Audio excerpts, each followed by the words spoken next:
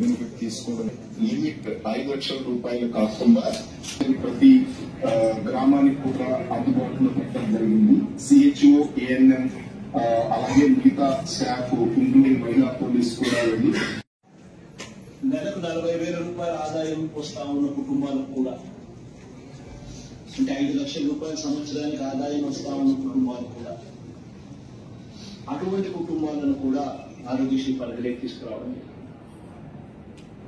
దీనివల్ల అక్షరాల 1,48,00,000 కుటుంబాలు, అంటే దాని అర్థం 4,25,00,000 మంది.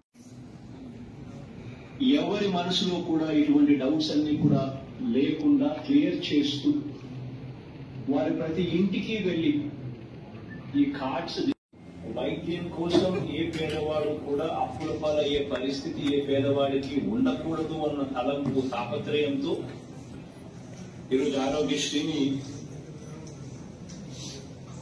ఎప్పుడూ కూడా ఎవరూ కూడా చూడనంతగా మార్పులు తీసుకొస్తూ మరో ముందడుగు వేస్తా ఉన్నాం ఈరోజు. చేస్తున్నాము సార్. ఆల్మోస్ట్ కలెక్టర్స్ తో సిఎస్ గారు ఆల్మోస్ట్ 2 times ఈ యొక్క ఇష్యూ మీద వీడియో కాన్ఫరెన్స్ పెట్టడం జరిగింది సార్. ఆల్రెడీ అందరికీ డీటెయిల్స్ అన్ని కూడా ఎక్స్ప్లెయిన్ చేశాము. జస్ట్ అవర్ పర్మిషన్ ఇస్తే కనుక just one of the collectors just Vizag municipal corporation ఇక్కడ విలేజ్ మొత్తం అంతా కూడా